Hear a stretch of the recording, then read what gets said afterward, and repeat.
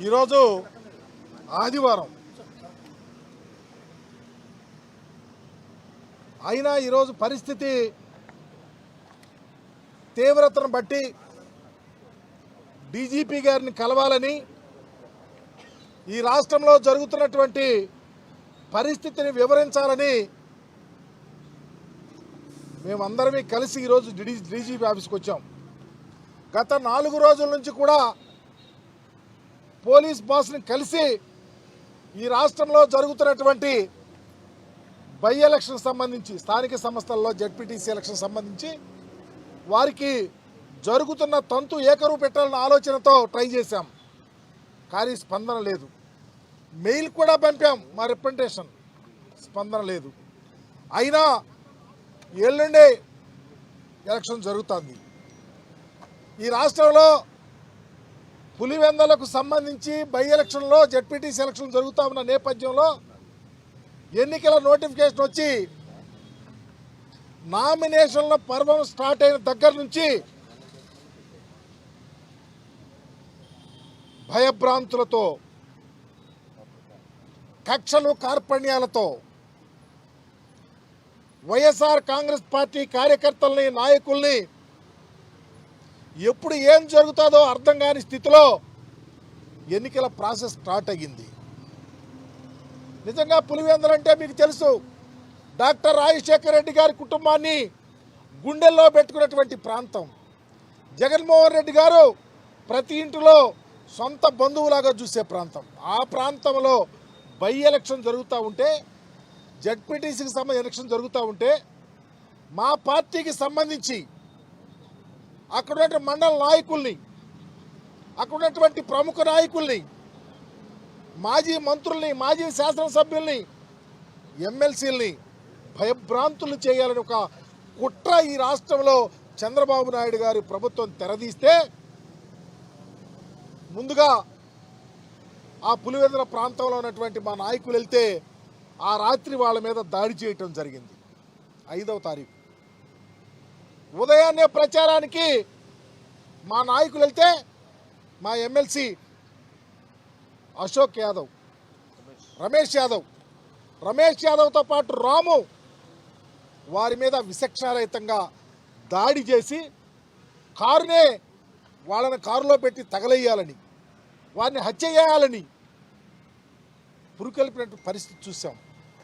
చివరికి దారుణంగా రమేష్కి అయితే గూడిరగొట్టారు, వేరే వ్యక్తిని చంపాలని చూశారు, ఇంట్లోకి వెళ్తే ఇంటికి కూడా నుప్పు పెట్టాలని చూశారు. ఎవరి దగ్గరికి వెళ్ళాలి? మేము పోలీసుల దగ్గరికి వెళ్ళాలి. ఆ పరిస్థితిలో పోలీసుల దగ్గర డిఎస్పీ గారి దగ్గరికి వెళ్తే డిఎస్పీ గారు మాట్లాడిన మాటలంటే తెలుసా? పూర్వం పరిస్థితి ఏంటి, ఇప్పటి పరిస్థితి ఏంటి అనే దాని మీద వేదాలు వల్లించాడు. చేసేది లేక అక్కడ ఉన్నటువంటి డిఐజీ గారి దగ్గరికి వెళ్ళాడు. డిఐజీ గారి దగ్గరికి వెళ్తే ఏం మాట్లాడావు తెలుసా? ఈ రాష్ట్రంలో ప్రజలను కాపాడాల్సినటువంటి పోలీసు వ్యవస్థలో పనిచేస్తున్నటువంటి ఉన్నతాధికారి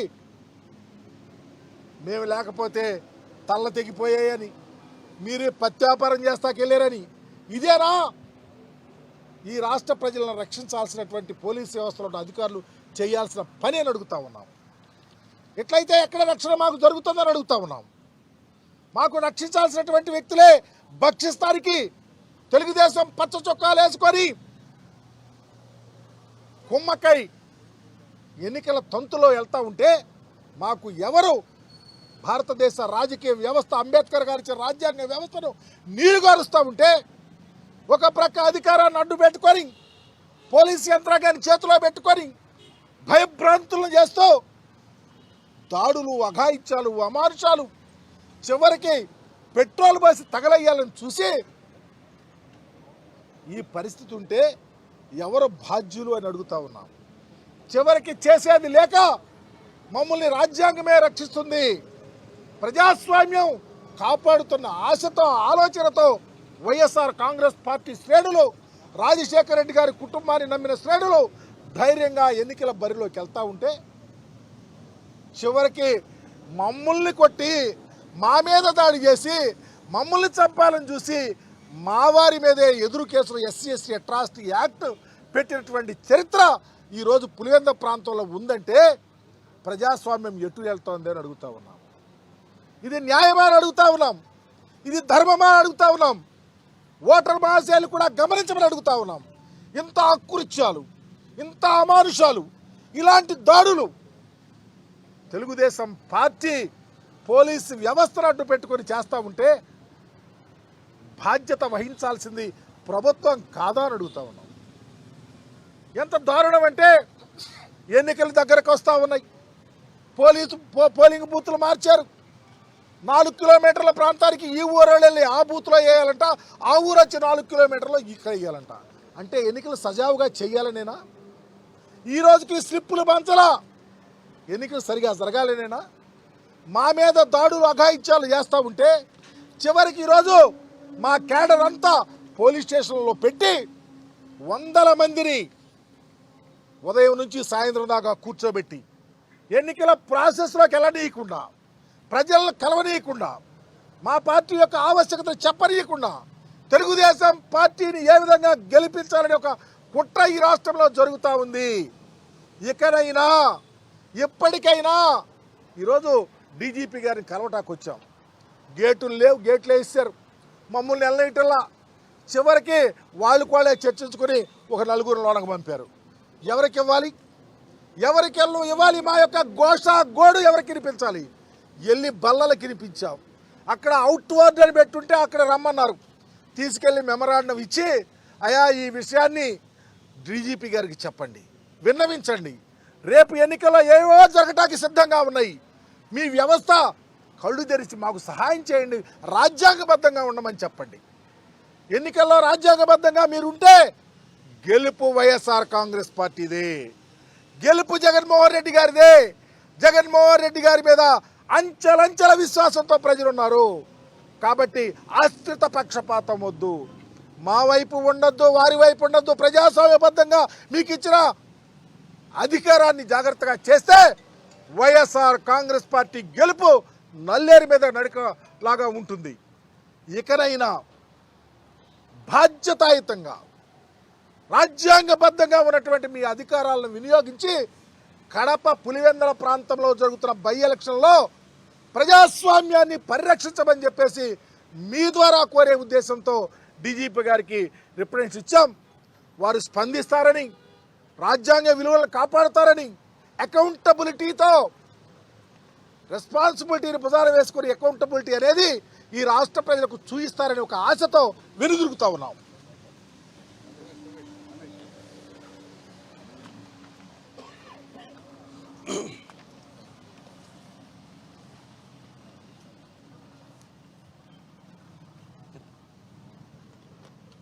పోలీసుల ఒంటిపైన ఉండే 3 సింహాలు నీతికి, నిజాయితీకి, ధైర్యానికి మారుపేరనేసి మేము అనుకునేవాళ్ళం. కానీ ఈరోజు ఆ ఒంటిపైన ఉన్న 3 సింహాలు తీసేసి తెలుగుదేశం, జనసేన, బీజేపీ అనే విధంగా ఈరోజు పోలీస్ వ్యవస్థ అంతా మనకు ఆంధ్రప్రదేశ్లో కనపడుతుంది. కాకి చొక్కాలు తీసేసి పచ్చ చొక్కాలు వేసుకొని ఈరోజు పులివెందుల్లో జరిగే ఒక చిన్న ఎలక్షన్ కానీ పెద్ద యుద్ధమే మేము చేయవలసి అవసరం మాకు అక్కడ పడుతుంది. కేవలం ఈ పోలీసుల అండదండలు చూసుకొని అక్కడ ఉండే కూటమి ప్రభుత్వం సంబంధించిన నాయకులు కావచ్చు, కార్యకర్తలు కావచ్చు, ఈరోజు మా పార్టీకి సంబంధించిన వైఎస్ఆర్సీపీ కార్యకర్తలు కావచ్చు, నాయకులు కావచ్చు, విపరీతమైన దాడి ఆంధ్రప్రదేశ్ రాష్ట్రంలో ఎప్పుడు జరగని విధంగా ఈరోజు వైఎస్ఆర్సీపీ పార్టీ కార్యకర్తలు, నాయకులపైన జరుగుతూ ఉంది. నామినేషన్ ప్రక్రియ మొదలైన రోజు నుంచి నామినేషన్ వేసిన ప్రతిరోజు ఆ రోజు నుంచి ఎన్ని గొడవలు జరుగుతున్నాయో మీకు అందరికీ తెలిసిందే. మా వైఎస్ఆర్సీపీ పార్టీ కార్యకర్తలు క్యాంపెయినింగ్ పోయినప్పుడు విపరీతంగా కట్టెలతో దాడి చేసి వాళ్ళ కార్లలో సైరన్లు వేసుకొని పోయిన పరిస్థితి పులివెందుల ప్రజలు చూశాను. మరుసటి రోజు ఒక ఎమ్మెల్సీగా, ఒక చట్టసభల్లో ఉన్న వ్యక్తిగా నేను మా పార్టీకి సంబంధించి క్యాంపెయినింగ్ పోయి అక్కడ ముగించుకొని బయలుదేరే సమయంలో సుమారుగా ఒక 100 నుంచి 150 మంది వచ్చి మమ్మల్ని చంపే ప్రయత్నం చేశారు. మా కారు పైన పెట్రోల్ పోసి తగలబట్టే ప్రయత్నం చేశారు. ఆ దేవుని దయ వల్ల నేను అక్కడి నుంచి తప్పించుకొని పారిపోయే పరిస్థితి మీకు అందరికీ తెలిసిందే. ఈరోజు ఎలక్షన్ జరిగే టైంలో బూతులన్నీ మార్చేసి 2 నుంచి 4 కిలోమీటర్ల దూరంలో బూతులు పెట్టి ప్రజలు ఓట్లు వేయడానికి పోయేటప్పుడు బెదిరించో భయపెట్టో వాళ్ళు రిగ్గింగ్ చేసుకోవాలనే ఉద్దేశంతో ఈరోజు ఈ బూతులు మార్పించే కార్యక్రమం కూడా ఈ కూటమి ప్రభుత్వం చేస్తుంది. బీసీలంటే వీళ్ళకు లక్కే లేదు. మా మాజీ మంత్రి రజనక్క పైన ఎంత దాడి చేశారో మీకు తెలుసు. అదేవిధంగా కృష్ణా జిల్లా ప్రథమ పౌరురాలు జెడ్పీ చైర్మన్ హారిక పైన అతి ఘోరంగా మహిళ అని కాకుండా చూడుకోకుండా అతి ఘోరంగా ఎంత దాడి చేశారో చూశారు. అదే ప్రక్రియలో నన్ను ఒక బీసీనైన నన్ను ఘోరాతి ఘోరంగా చంపే ప్రయత్నము పులివెందుల జెడ్పీ ఎలక్షన్లో జరిగింది. ఆ దేవుని దయ వల్ల బయటపడేసిన పరిస్థితి నాకు. కానీ ఈ పోలీసులు కూటమి ప్రభుత్వాన్ని కొమ్ముగాస్తూ వాళ్ళు మోచేతి నీళ్లు తాగుతూ ఈరోజు వాళ్ళు చెప్పే పనులన్నీ పులివెందుల్లో చేస్తున్నారు. కాబట్టి ఇప్పటికైనా ఈ పోలీసులు స్పందించి మాకు సరైన న్యాయం చేస్తారనేసి ఈరోజు డీజీ ఆఫీస్కి రావడం జరిగింది. ఇక్కడికి వస్తే ఇక్కడ మమ్మల్ని పట్టించుకునే వాళ్ళే లోపలికి అలౌ చేసే వాళ్ళే లేరు. లోపలికి వెళ్ళి ఒక ఇన్వార్డ్ దగ్గర ఒక కాగితం మా రిప్రజెంటేషన్ ఇచ్చి రావాల్సిన పరిస్థితి వచ్చింది. ఇప్పటికైనా డీజీ గారు స్పందిస్తారనేసి నేను మనస్ఫూర్తిగా ఆశిస్తూ సెలవు తీసుకున్నాను.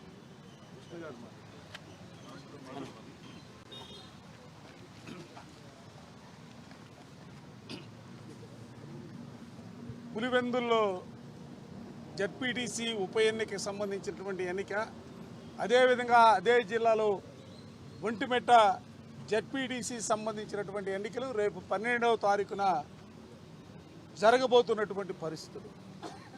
నిజంగా ఈ ఎన్నికలు జరుగుతున్నటువంటి తీరును గమనించినటువంటి సమాజంలో మేధావులుగా ఉన్నటువంటి అనేక మంది పెద్దలు మాట్లాడుతూ ఉన్నారు, ప్రజలు మాట్లాడుతూ ఉన్నారు, ప్రజాస్వామ్యవాదులు మాట్లాడుతూ ఉన్నారు.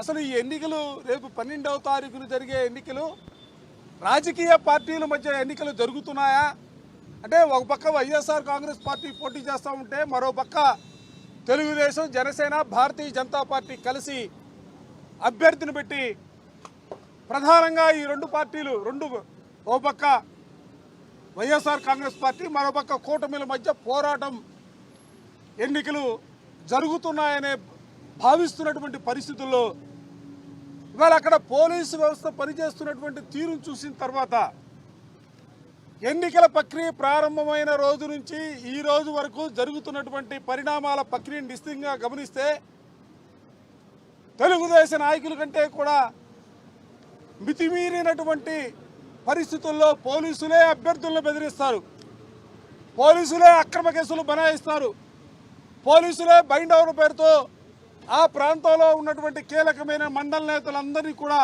ఉదయం నుంచి సాయంత్రం వరకు కూడా పోలీస్ స్టేషన్లోనే కూర్చోబెడుతున్నటువంటి పరిస్థితులు. మా నాయకులపైన ఎవరైతే దాడి చేశారో ఆ దాడి చేసినటువంటి వ్యక్తులకి వాళ్లే రక్షణ కల్పిస్తారు. అంటే ఈ ఎన్నిక ఇవాళ పెద్దలు చెబుతున్నటువంటి మాట వైఎస్ఆర్ కాంగ్రెస్ పార్టీకి పోలీసులకు మధ్య జరుగుతున్నటువంటి ఎన్నికగా అందరూ కూడా అభివర్ణిస్తూ ఉన్నారు. చాలా దౌర్భాగ్యమైనటువంటి పరిస్థితి.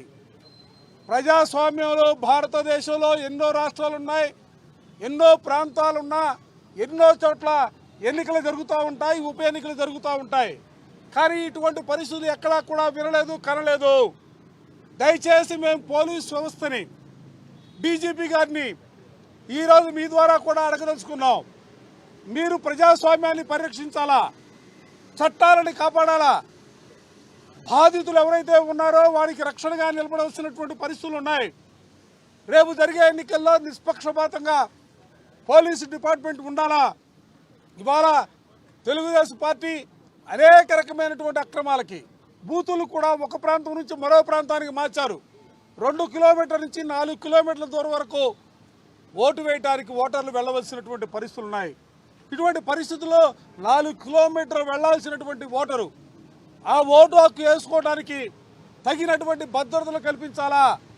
వాళ్ళు ఒక పథకం ప్రకారం ఒక ప్రణాళికాబద్ధంగా ఓటర్లను ఓట్లు వేసుకోకుండా వాళ్లే ఓట్లు వేసుకోవాలనే భావంతో ఇటువంటి దురాలోచనలకి శ్రీకారం చుడుతున్నటువంటి పరిస్థితుల్లో పోలీసు వ్యవస్థ నిష్పక్షపాతంగా పనిచేయాలా?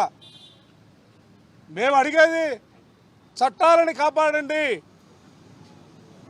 నిర్భయంగా ఓటర్లు ఓటు వేసుకోవడానికి తగినటువంటి సదుపాయాలను కల్పించండి, ఏ పార్టీ కూడా వత్తాసు పలకొద్దు, ఇది ప్రజాస్వామ్య వ్యవస్థలో మంచిది కాదు అని మా గోడుని వెల్లబుచ్చుకోవడం కోసం ఆదివారం అయినప్పుడు కూడా డీజీపీ కార్యాలయానికి వచ్చి వారు లేకపోయినా వారికి అందించండి అని చెప్పి మా వినతి పత్రాన్ని అందించాం. దాని మీద ఏ విధంగా స్పందిస్తారో, ఏ విధంగా 12వ తారీఖు జరిగిపోయే ఎన్నికలకి పోలీసు వ్యవస్థ పనిచేస్తుందో చూడాల్సినటువంటి పరిస్థితులు. Thank you.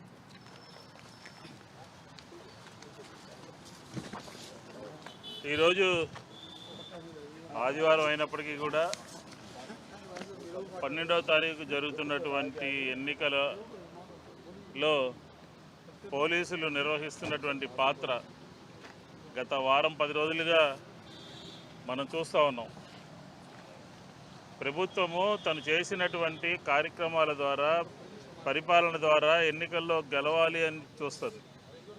కానీ తెలుగుదేశం మాత్రం దౌర్జన్యం చేసి, హింసని ప్రేరేపించి, లేకపోతే అక్కడ ఉన్నటువంటి వైఎస్ఆర్ కాంగ్రెస్ పార్టీకి సంబంధించినటువంటి నాయకుల మీద దౌర్జన్యాలు చేయించి, అక్కడ ఉన్నటువంటి కార్యకర్తల మీద బైండ్ ఓవర్ కేసులు నమోదు చేయించి, అక్కడ ఉన్నటువంటి గతంలో జరిగినటువంటి ఎన్నికల సందర్భంలో ఆయా గ్రామాల్లో ఉన్నటువంటి పోలింగ్ స్టేషన్ని సుదూర ప్రాంతాలకి, అంటే దాదాపుగా 4 కిలోమీటర్ల దూరానికి మార్చి అక్కడ ఎన్నికల్లో గెలవాలి అని చెప్పని ఒక కుతంత్రంతో, ఒక దుష్ట పన్నాగంతో తెలుగుదేశం ప్రభుత్వం వ్యవహరిస్తూ ఉంది.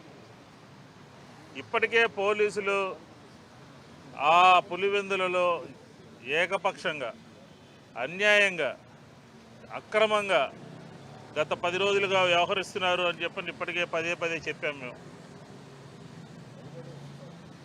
శాసన మండలి సభ్యులు, ఆ ప్రాంతం నుంచి బడుగు బలహీన వర్గాల సంబంధించి ప్రాతినిధ్యం వహిస్తూ శాసన మండలికి వచ్చినటువంటి రమేష్ యాదవ్ గారి మీద, వైఎస్ఆర్ కాంగ్రెస్ పార్టీకి సంబంధించినటువంటి రామలింగారెడ్డి గారి మీద, అలాగే 5వ తారీఖు కూడా ఆ ప్రాంతంలో ఉన్నటువంటి చంటి కొంతమంది మిత్రుల మీద ఒక పెళ్లికి వెళ్ళినటువంటి సందర్భంలో దాడులు చేయడం అంటే తెలుగుదేశం ఏ రకంగా పోలీసులు అడ్డం పెట్టుకుని దిగజారిపోతుందో.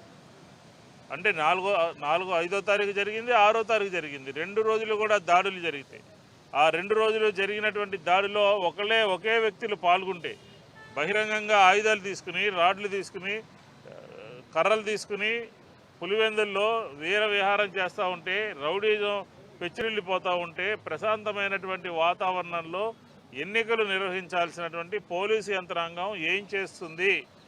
తెలుగుదేశం కొమ్ము కాస్తుంది. అధికారుల యొక్క మాటలు, వారు మాట్లాడినటువంటి మాటల యొక్క తీరు చూసాం మనం. ఈరోజు అనేక విషయాలతో కూడుకున్నటువంటి రిప్రజెంటేషన్ ఈరోజు మేము డీజీపీ గారి ఆఫీసులో అందజేయడం జరిగింది.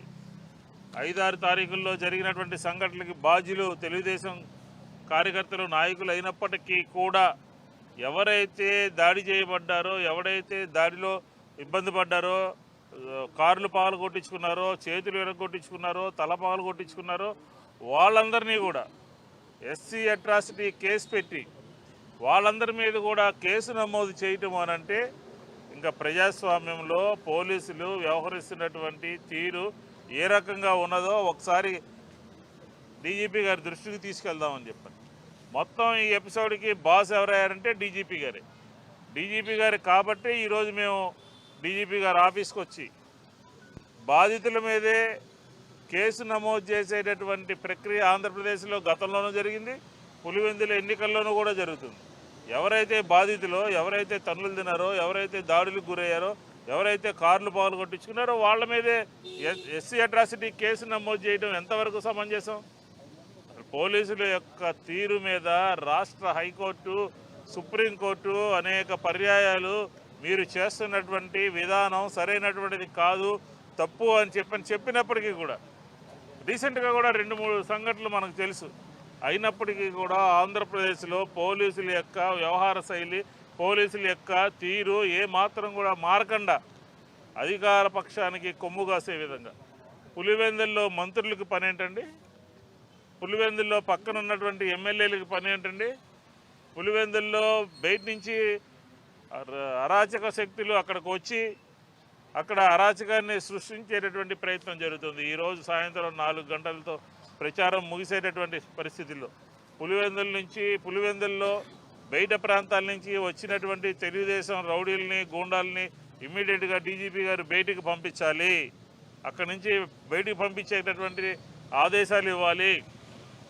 రాబోయే 48 గంటల్లో పోలింగ్ ప్రశాంతంగా జరగాలి అని చెప్పని, ఇదే మా యొక్క ప్రశాంతంగా ప్రజలు ఓటు వేయాలి అని చెప్పని ఇప్పటికే వ్యవస్థలంతా కూడా పోలీసు వ్యవస్థ కానీ ఎన్నికల సంఘానికి సంబంధించినటువంటి వ్యవస్థను కానీ అంతా కూడా పూర్తిగా నిర్వీర్యం చేసి, పూర్తిగా చేతిలోకి తీసుకుని పోలీసులతో సమక్షంలోనే దాడులు చేయించి భయభ్రాంతులకు గురి చేసి ఎన్నికల వ్యవస్థని మేనేజ్ చేసి అక్కడ ఉన్నటువంటి పోలింగ్ స్టేషన్లు ప్రజలకు దూరంగా మార్చి రౌడీజం చేసి దౌర్జన్యం చేసి గెలవాలని చెప్పిన ప్రయత్నం ఖచ్చితంగా మనకు కనపడతా ఉంది.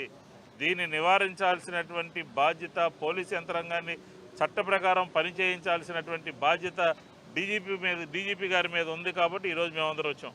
డీజీపీ గారి ఆఫీసులోనే ఇవ్వడం కాదు, డీజీపీ గారి ఫోన్ నెంబర్కి కూడా వాట్సాప్ చేస్తాం.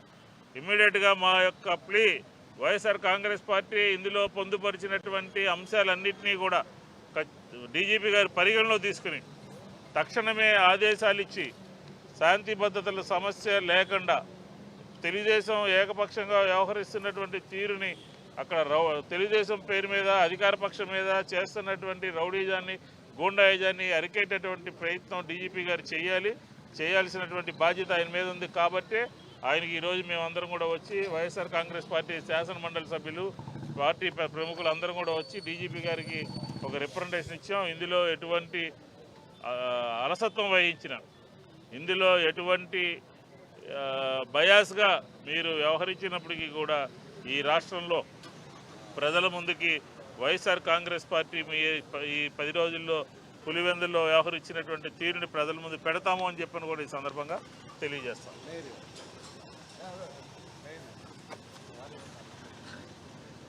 ఈరోజు పులివెందుల్లో జరుగుతున్న ఎలక్షన్కి, జెడ్పీటీసీ ఎలక్షన్కి డీసీపీ ఆఫీస్కి వచ్చి ఒక మెమంటం ఇవ్వాలన్న ఉద్దేశంతో మా మాజీ మంత్రులు కానీ, ఎమ్మెల్యేలు కానీ, ఇప్పుడు ఫోర్స్లో ఉన్న ఎమ్మెల్సీలు కానీ అందరం కలిసి డీసీపీ ఆఫీస్కి వస్తే ఏదో సంఘ విద్రోహ శక్తులు ఏవో వచ్చినట్టు మమ్మల్ని బయటే ఆపి ఒక 15 నిమిషాలు మమ్మల్ని బయట ఆపి వాళ్ళ ఫోన్లలో మంతనాలు చేసుకొని అప్పుడు మమ్మల్ని లోపలికి వదలటం, ఇది ఎక్కడ రాజ్యాంగం అన్నది మాకేం అర్థం కావటం లేదు.